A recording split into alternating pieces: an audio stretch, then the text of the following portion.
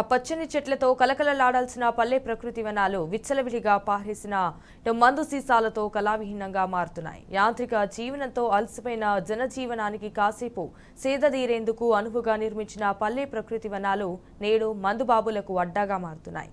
పాలకుల పట్టింపు లేకపోవడంతో దయనీయ స్థితికి చేరుకుంటున్న భూపాలపల్లి జిల్లా పల్లె ప్రకృతి వనాలపై టీ న్యూస్ స్పెషల్ స్టోరీ.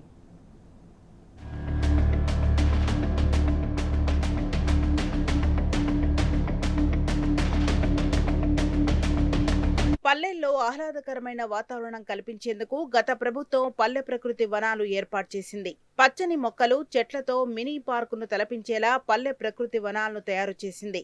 ఉపాధి హామీ పథకంలో భాగంగా నిధులు వెచ్చించి అన్ని రకాల సౌకర్యాలు కల్పించింది. పంచాయతీ కార్యదర్శుల ప్రత్యేక పర్యవేక్షణ ద్వారా పల్లె ప్రకృతి వనాలను జనజీవనానికి అందుబాటులోకి ఉండేలా చర్యలు తీసుకుంది. కానీ కాంగ్రెస్ ప్రభుత్వం అధికారంలోకి వచ్చిన తర్వాత భూపాలపల్లి జిల్లాలోని సుమారు 241 గ్రామ పంచాయతీలో ఏర్పాటు చేసిన పల్లె ప్రకృతి వనాలు అధ్వాన స్థితికి చేరుకున్నాయి. అధికారుల పట్టింపు లేకపోవడంతో జనాలతో కలకల్లాడాల్సిన ప్రకృతి వనాలు అసాంఘిక కార్యకలాపాలకు అడ్డాగా మారుతున్నాయి. ముఖ్యమంత్రి అయిన సందర్భంగా ఆ రోజు పల్లెలను కూడా పట్టణాలతో ధీటుగా అభివృద్ధి చేయాలనే లక్ష్యంతో ప్రతి గ్రామంలో ఒక పల్లె ప్రకృతి వనం, ఒక డంపింగ్ యార్డు, రైతు వేదిక, పల్లెలు పచ్చగుంటేనే పారిశుద్ధ్యం మంచిగా ఉంటేనే ప్రజల యొక్క ఆరోగ్యం మెరుగ్గా ఉంటుంది, అభివృద్ధి నిజమైన అభివృద్ధి జరుగుతుందని హరితహారం పేరు మీద కూడా మొక్కలు నాటేయడం జరిగింది.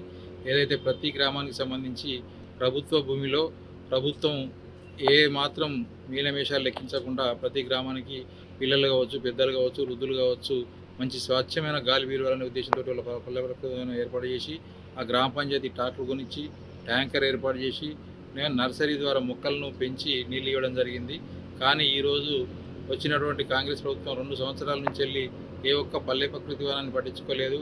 గ్రామానికి సంబంధించినటువంటి సైడ్ డ్రైన్స్ కావచ్చు, చెట్లు, హరితారం చెట్లు కావచ్చు, ఏ ఒక్కటి కూడా మొత్తం అపరిశుభ్రంగా తయారు చేసి గ్రామాల్లో దోమలు, పందులు శైర్య విహారం చేస్తూ ఉన్నాయి. అధికార యంత్రాంగం పర్యవేక్షణ లేకపోవడంతో దాతల సహకారంతో ఏర్పాటు చేసిన బల్లాలు, మంచినీటి నల్లాలను సైతం మందుబాబులు చెల్లాచెదురు చేయడంతో పల్లె ప్రకృతి వనాల వైపు వెళ్లాలంటేనే జనాలు జంకుతున్నారు. మొక్కలకు నీళ్లు పోసే నాథుడు లేకపోవడంతో పూలు, పళ్ల మొక్కలు ఎండిపోతున్నాయి. కనీస నిర్వహణ లేకపోవడంతో పిచ్చి మొక్కలు ఏపుగా పెరిగి కళావిహీనంగా మారాయి. రోజు ప్రకృతి వనాల్లో వాకింగ్ చేసేందుకు ఏర్పాటు చేసిన మట్టిదారులు కొట్టుకుపోయాయి. విశ్రాంతి తీసుకునేందుకు ఏర్పాటు చేసిన బెంచీలు విరిగిపోయాయి. కాంగ్రెస్ ప్రభుత్వం నిర్వహణ పట్టించుకోకపోవడం, సంరక్షణ చర్యలు తీసుకోకపోవడంతో పల్లె ప్రకృతి వనాలు కనిపించకుండా పోతున్నాయి. కేసీఆర్ గారు ఎంతో ప్రతిష్టాత్మకంగా తీసుకొని ప్రతి ఒక్క గ్రామ పంచాయతీలో ఒక పల్లె ప్రకృతి వనం ఉండడం ద్వారా ఆ పల్లె ప్రకృతి వనంలో పిల్లలు, పెద్దలు ఎంతో ఆహ్లాదకరంగా సేద తీరడానికి, వృద్ధులు సాయంకాల సమయంలో కాలక్షేపం చేయడానికి కొరకు కేసీఆర్ గారు పల్లె ప్రకృతి వనాలను నిర్మించడం జరిగింది. ఇప్పుడు ఉన్నటువంటి కాంగ్రెస్ ప్రభుత్వం పల్లె ప్రకృతి వనాలను పట్టించుకోకపోగా దానిని కనీసం ఎంతో కొంత బడ్జెట్ కూడా కేటాయించి వాటికి నీళ్లను కూడా, చెట్లకు నీళ్లను కూడా కొట్టే పరిస్థితి లేదు.